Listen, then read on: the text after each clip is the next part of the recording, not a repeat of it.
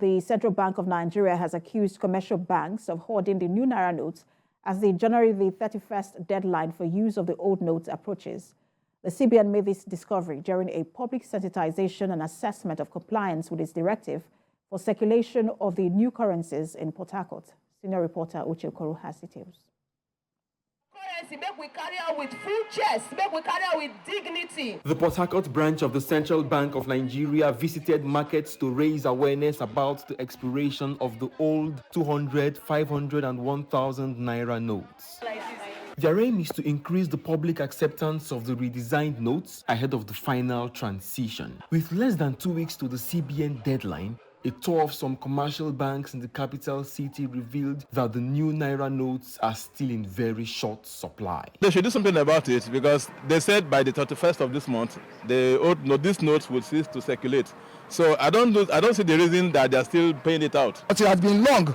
They said they should be giving us a new money. Up to now, I've never seen it. In its defense, the CBN said more than 2 billion naira of the new currency is pumped into the state's banking system daily.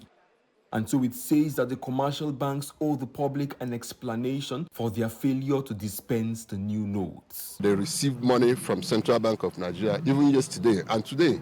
And the money is in their vaults.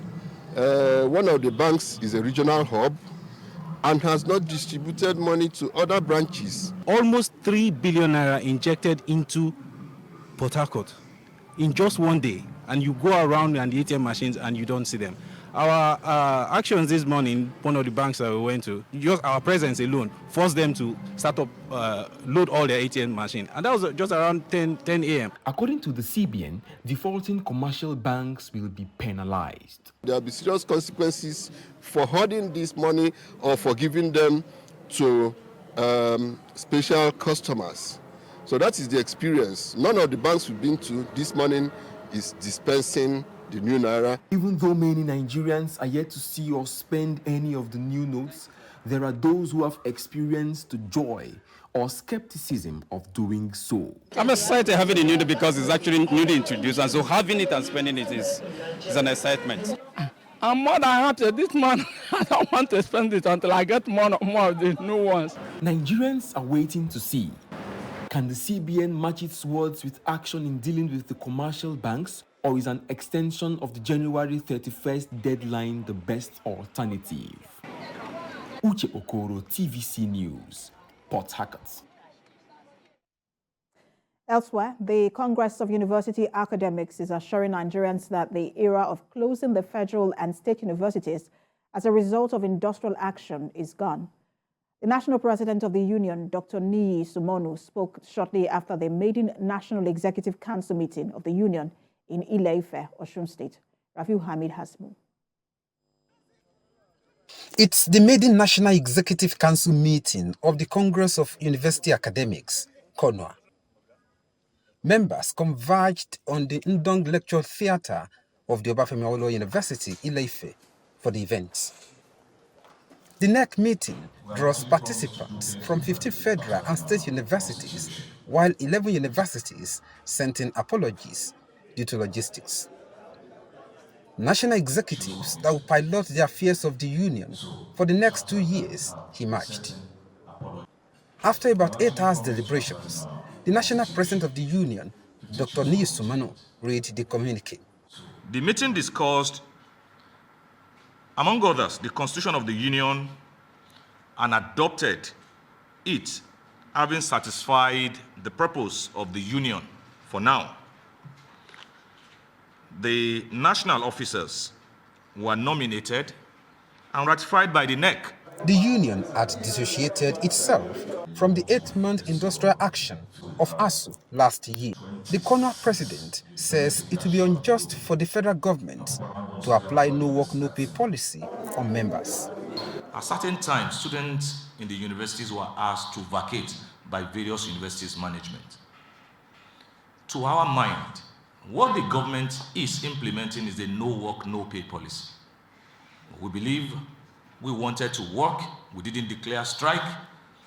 The students that we need to teach were asked to vacate campus. So we are locked out of our job. So it will be unjust for government to apply the no work, no pay policy on us. And on that principle is what we are following, through which we wrote letters to the relevant ministries, and it's consistent that we have never declared strike. We believe that the formation of CONWA was a patriotic duty.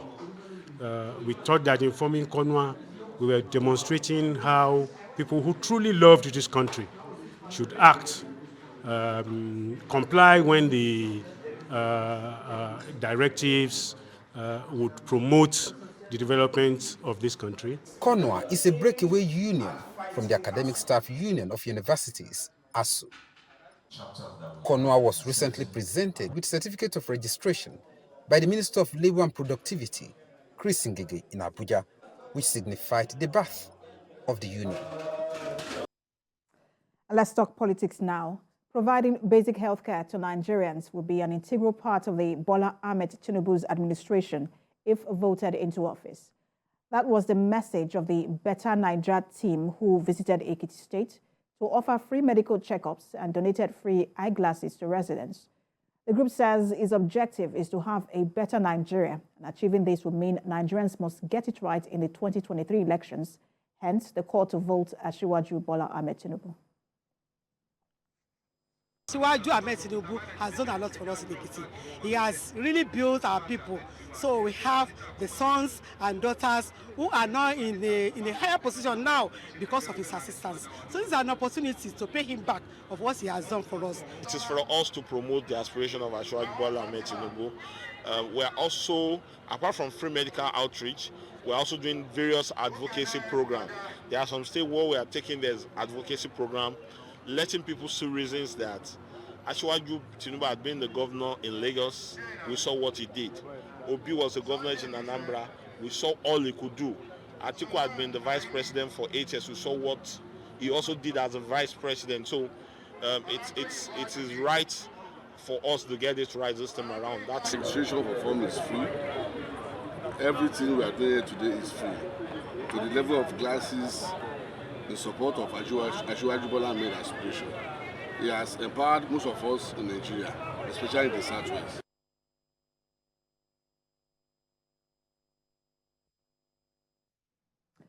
And a former chieftain of the People's Democratic Party, Protos Uzoma, is intensifying efforts to mobilize grassroots support for the presidential candidate of the Labour Party, Peter Obi.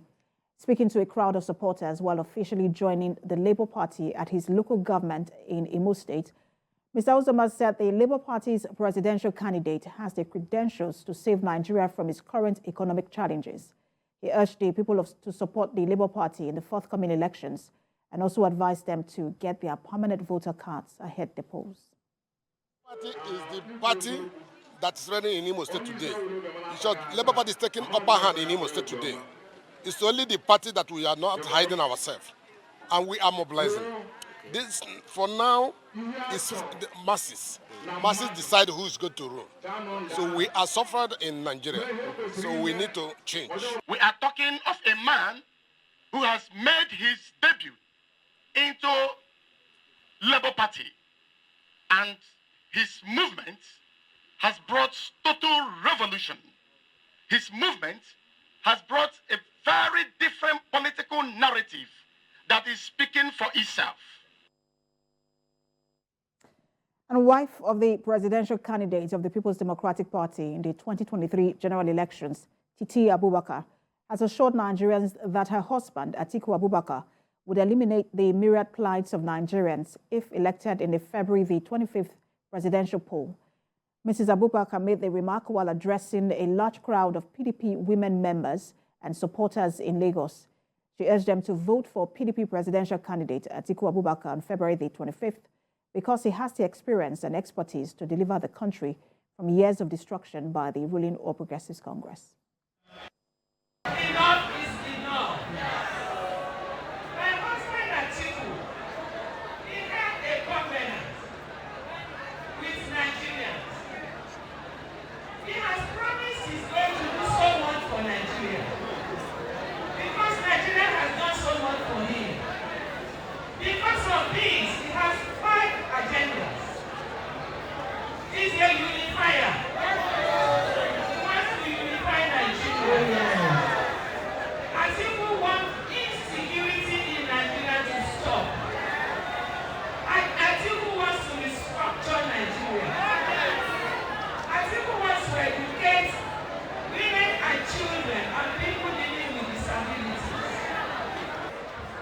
In the state of Lagos, we believe in that promise of a better tomorrow of our president, who is going to be the 16th president of the Federal Republic of Nigeria. We have said to our women and our children that our president has promised to set aside $10 billion for women empowerment and youth empowerment. And like I said, and I keep saying, there is nowhere called Nigeria. We have always won elections in Lagos, but last minute they will steal it. This time we are not going to allow it to happen.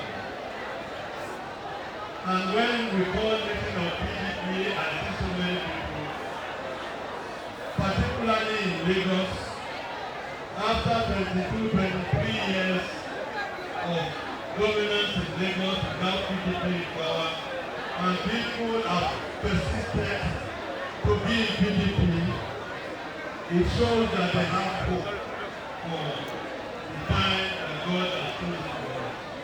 The time has come. Ahead next month's general elections, the National President Nigerian Union of Journalists is calling on journalists to be conversant with issues around members of the community, especially persons living with disabilities, to report their stories better. He made his appeal at a one-day capacity building workshop in Abuja. Mara Mohammed reports. 33 days to the forthcoming general elections in Nigeria. Communities like the persons living with disabilities are concerned that their participation during the electoral process have so far been barely reported by the media. They have struggled over the years for more inclusive electoral process, but this has hardly yielded results, stalling them from participating in elections and creating voter apathy amongst their members.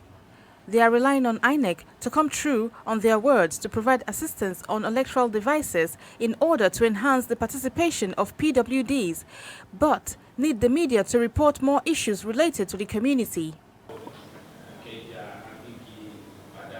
At this workshop, the National President NUJ, Christopher Isuguzo, urges journalists to practice leading journalism by carrying every citizen along in their reportage before, during and after elections, so no citizen or community will be left out. Observe that most times when we go for coverage of election, we are more interested in when the key political actors are exercising their franchise. But we must go beyond the key actors. By that I mean the gladiators, the candidates. There are many other people that are equally expected to exercise their franchise. For instance, persons with disabilities. We must ensure that the tiniest details are reflected in our reportage. Leaders in the PWD community challenge journalists to first thoroughly understand disability issues so they can champion the cause. Better equip journalists to understand disability issues and to become champions of disability in all its ramifications. This is one election that we are sure and certain will be inclusive. We have the data to drive that process. We have the media. Draws closer. Journalists are gathered here to ensure they enhance the voices of PWDs in their reportage and also include reports that centers on developing the nation rather than destroying the nation. Maria Mohammed, TVC News, Abuja.